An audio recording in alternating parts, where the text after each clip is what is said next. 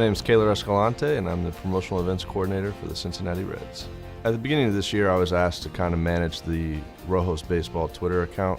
My main priority there is to try to get some of the inside scoop, inside information, things that our fans might be interested in. And what I actually do is I relay that to Major League Baseball Espanol. And sometimes I tweet it, sometimes I'll send it to them and they tweet it. Just a matter of what's kind of going on that day. Whenever somebody in the front office needs something translated, majority of the time it comes across my desk, whether that's already in Spanish and they just kind of need some grammar check, or if they just need something translated, I'll be happy to do that as well. A few things that I've done this year have been translating memos that go to the players that are Hispanic. I've also translated some promotional schedules that we then convert and we put out there for the Hispanic population here in Cincinnati. Some promotions that we have that don't really have any translation to Spanish. So you have to think about things Maybe in a literal sense. Promotional events department is responsible for a lot of the in-game entertainment that goes on at the ballpark. My main responsibilities this year are coordinating all of the national anthem performances, honor guard performances, God Bless America performances, as well as activities and entertainment that we have in our Kroger fan zone. This is the game ball delivery. A couple of lines got switched. The main thing that sparked my interest in working in sports, it was kind of a timeline of events.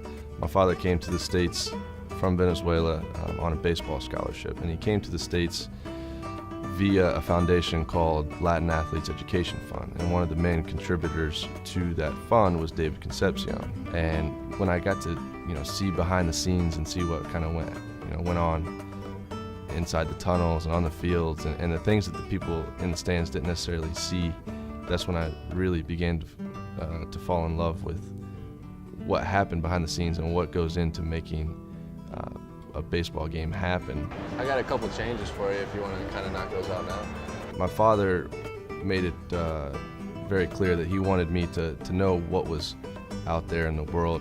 Growing up and to this day, we found a system that kind of works best for us. He talks to me in Spanish on the phone and I'll respond to him in English, and it really helped me because he was very encouraging, and I thank him now for the ability to speak Spanish. I think one of the biggest advantages that I have to make me the right person in the right time at the right place is the ability to speak Spanish. Those 4 years that I took of accelerated Spanish in high school really gave me the ability to accelerate my communication skills, which are now benefiting everything that I'm doing here at the Reds, because every now and then I'll go and communicate with the players as they need me to. When the time came to look at colleges, I had a hard time deciding, and to be quite honest, it wasn't until a good family friend of ours gave me the idea, hey, why don't you go check out University of Cincinnati? Then I found out that they had a new major in recent years, sport administration. I need Dennis, and then Milady, and then Kenny. One of the most challenging aspects to working in sports, and I would assume that it's a challenging aspect to working anywhere, is getting your foot in the door.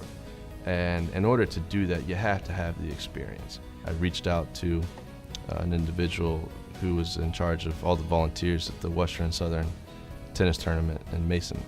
And this was my freshman year, and I said, hey, I'm willing to do whatever it takes. I just want to get my foot in the door and get my name out there. I made a few contacts here at the Reds that led to a couple of interviews that I had here, and ultimately led to me getting the internship that I had last season with the Cincinnati Reds. One of the best pieces of advice that I could give to anybody that's wanting to work in the sport industry is take the harder classes that you can. Take the classes that you might not have to take but still might benefit you in the long run. Do what it takes to set yourself apart from everybody else.